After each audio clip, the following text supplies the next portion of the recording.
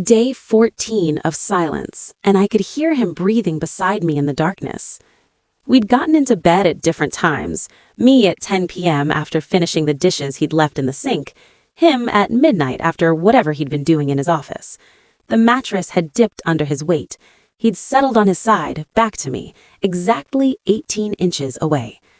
I knew it was 18 inches because I'd measured the gap between us once in a moment of pathetic desperation to quantify how far apart we'd drifted. 18 inches, less than 2 feet, the width of a laptop, the distance between strangers on a subway. We hadn't spoken in 2 weeks, not a single word, and yet we lived in the same house, ate meals in the same kitchen, slept in the same bed. We moved around each other like ghosts haunting the same space, careful never to touch, never to make eye contact, never to acknowledge that this silence was slowly suffocating us both. I thought I knew why we weren't speaking. I thought I understood the shape of our marriage's slow death. I was wrong. The shock that was coming would shatter everything I thought I knew, and it would start with a phone call I was never supposed to receive. My name is Rachel Morrison. This is the story of how my marriage ended and began in the same moment. The silence started with a fight, a stupid, pointless fight that spiraled out of control the way fights do when you're really fighting about everything else underneath. It was a Saturday morning. I'd asked Marcus to pick up groceries on his way home from his run. He forgot, for the 3rd week in a row. "You never remember anything I ask you to do," I'd said, trying to keep my voice level.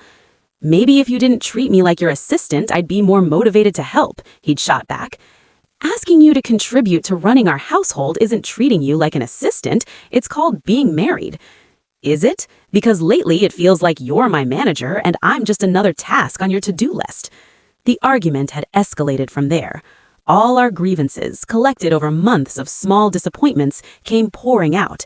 He said I was controlling. I said he was checked out. He said I criticized everything he did. I said maybe if he did things right, I wouldn't have to criticize. That last line had landed like a bomb. He'd stared at me for a long moment, something breaking behind his eyes. Then he'd said, very quietly, "You know what? I'm done. I'm done trying to be good enough for you." What does that mean? It means I'm tired of this, all of it. Figure it out yourself. He'd walked out of the kitchen, and that was it. That was the last time we spoke. At first, I thought it would last a day, maybe 2. We'd both cool off, one of us would apologize, and we'd move on. But day 3 came, and neither of us broke. Day 4, day 5, the silence became its own entity, a living thing that grew stronger the longer it existed. Breaking it started to feel impossible, like admitting defeat. So we just didn't. We developed a routine. Marcus woke up early and made coffee only for himself. I made my own after he left for work. He'd come home, heat up whatever leftovers were in the fridge, and eat in his office. I'd make my own dinner and eat alone in the living room. We'd cross paths in hallways, in doorways, in the bathroom, and we'd look past each other like the other person was invisible. At night, we'd get into bed at different times, lie facing away from each other and pretend to sleep until one of us actually did. It was the loneliest I'd ever felt, but I was too stubborn to break first, and apparently so was he. By day 10, I was starting to crack. The house felt like a tomb. The silence was so loud it hurt. I tried to tell myself this was fine, that we were both just processing, that eventually one of us would cave and we'd have a long overdue conversation about everything wrong in our marriage. But a small, terrified voice in the back of my mind kept whispering, "What if we never speak again? What if this is how it ends?" On day 12, I almost broke. I walked into the kitchen where Marcus was making coffee, opened my mouth to say good morning, and he picked up his mug and walked past me without even glancing in my direction. The words died in my throat. Fine, I thought. If that's how he wants it, fine. I wasn't going to beg my own husband to acknowledge my existence. Day 13 was a Saturday. I spent it cleaning the house aggressively, as if I could scrub away the toxic silence. Marcus spent it in his office with the door closed. I had no idea what he was doing in there. Working, probably, or playing video games, or planning his escape from this miserable marriage. I didn't know because we didn't talk. That night, lying in bed with that 18-inch gap between us, I made a decision. Tomorrow, I would break the silence. I would be the bigger person. I would start the conversation we desperately needed to have. I fell asleep rehearsing what I'd say. I woke up to my phone ringing. The number was local but unfamiliar. I almost didn't answer. It was 7 a.m. on a Sunday, probably a spam call, but something made me pick up. Hello? Is this Rachel Morrison? A woman's voice, professional but warm. Yes? Mrs. Morrison, my name is Angela Chen. I'm calling from Grace Memorial Hospital. I have your husband, Marcus Morrison, listed as a patient here, and you're listed as his emergency contact. My blood turned to ice. I sat bolt upright in bed. Beside me, Marcus's side was empty, sheets thrown back. What? Is he okay? What happened? He's stable now, but he was brought in by ambulance early this morning. He collapsed during a run. Mrs. Morrison, I need to inform you that your husband has been diagnosed with stage 3 lymphoma. He's been receiving treatment here for the past 6 weeks. The world stopped. What? I couldn't process the words. They didn't make sense. That's not possible. You have the wrong person. My husband doesn't have cancer.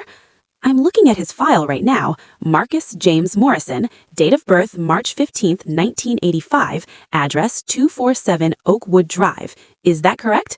Yes, but my voice cracked. 6 weeks? He's been in treatment for 6 weeks?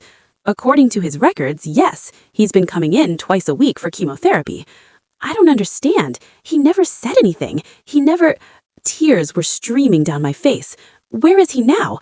He's in room 412. Visiting hours start at 8 a.m. Mrs. Morrison, I'm sorry you had to find out this way. I assumed you knew. After she hung up, I sat frozen in bed, phone clutched in my shaking hand. Marcus had cancer, stage 3 lymphoma, 6 weeks of treatment, and he hadn't told me. We lived in the same house, slept in the same bed, and he was fighting cancer alone while I was angry at him for forgetting groceries. The fight, the silence, the distance, it all clicked into place with sickening clarity. I'd told him he never did anything right. I'd criticized him. I'd made him feel like he wasn't good enough, and he was dying. I threw on clothes and drove to Grace Memorial in a daze, barely seeing the road. My mind was spinning with fragments of the past 6 weeks, re-examining every moment through this new, horrifying lens. His fatigue that I had attributed to staying up late working, his loss of appetite that I thought was stress, the way he'd been distant, distracted, unavailable. He wasn't checking out of our marriage, he was fighting for his life, and I'd been too wrapped up in my own hurt feelings to notice. The hospital room was on the 4th floor. I found 412 and stood outside the door for a long moment, terrified of what I'd see on the other side. Finally, I knocked softly and pushed the door open. Marcus was in the bed, connected to an IV, looking pale and thin in a way I hadn't let myself notice at home. His eyes were closed. For a terrible moment, I thought, but then he opened them, saw me. His expression went through several emotions: surprise, fear, shame, resignation. "Rachel," he said hoarsely. It was the first word he'd spoken to me in 2 weeks, and it broke me completely. I crossed the room and collapsed into the chair beside his bed, sobbing. "Why didn't you tell me?" The words came out broken, anguished. "Marcus, why didn't you tell me?" He looked away, jaw tight. "Because I couldn't." "What does that mean? I'm your wife." "Are you?" He looked at me then, and his eyes were full of pain. "Because for the past year, I felt like I'm just someone you live with, someone who disappoints you, someone who can never quite measure up." "That's not—" I tried to protest, but he kept going. "When I got the diagnosis, I was terrified. I wanted to tell you immediately. But Rachel, you can't even trust me to buy groceries without criticizing how I do it. How was I supposed to tell you I was sick, that I needed help, that I wasn't strong enough to beat this on my own?" His words were like knives, but I couldn't argue with them, because he was right. I was going to tell you. I was. But then we had that fight, and you said, maybe if I did things right, you wouldn't have to criticize me. And I realized that you already think I can't do anything right. How could I tell you I was sick, that I was weak, that I needed you? You're not weak. Marcus, you're not. I felt weak. I felt like another disappointment, another thing I was failing at. I couldn't be a good husband, and now I couldn't even keep my own body from betraying me. So you just didn't tell me? You went through this alone? I wasn't completely alone. My brother knew. He's been driving me to appointments on the days you thought I was working late or going to the gym. He laughed bitterly. I thought maybe if I could beat this, if I could get through treatment and go into remission, then I could tell you. Then I'd have a success story instead of just another failure. I was crying so hard I could barely breathe. You stupid, stubborn, impossible man. You're dying and you were worried about disappointing me? I wasn't dying. I'm not dying. The treatment is working. The tumors are shrinking. He looked at me. But I collapsed this morning. Dehydration and exhaustion. They're keeping me here for a few days to stabilize me. I should have been there for all of it. Every appointment, every treatment, every moment you were scared. Marcus, I should have been there. You were busy being mad at me. Because you were pulling away and I didn't know why. If you just told me. I tried. His voice rose, then cracked.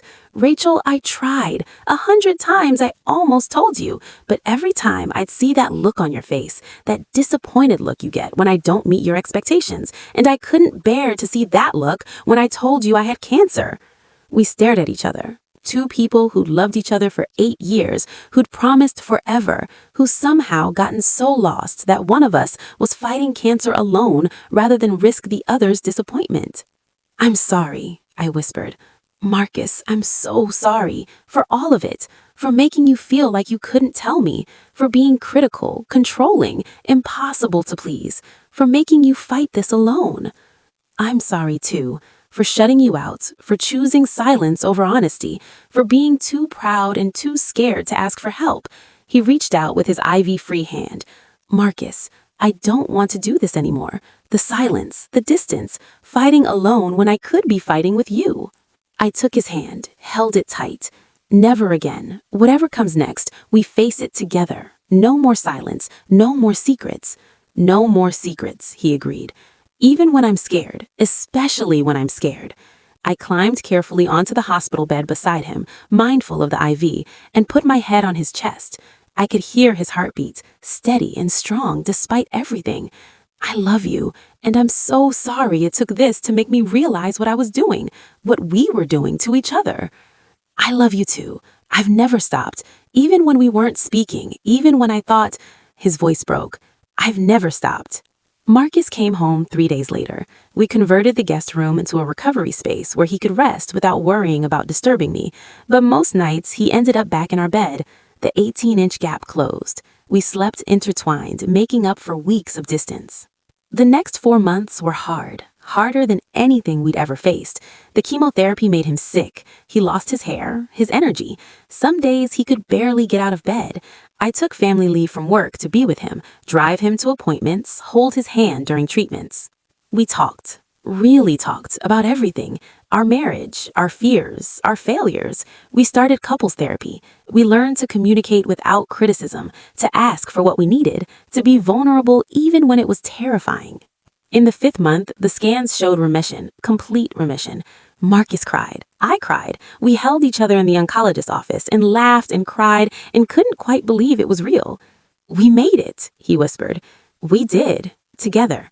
Looking back, I can see how close we came to losing everything, not to cancer, but to silence, to pride, to the slow erosion of intimacy that comes when you stop really seeing each other. The 2 weeks of silence almost destroyed us, but in a strange way, it also saved us, because when the truth came out, when the silence was finally broken by that terrible, necessary phone call, we couldn't hide anymore. We had to face everything. The cancer, the marriage, the ways we'd hurt each other, and we chose to face it together.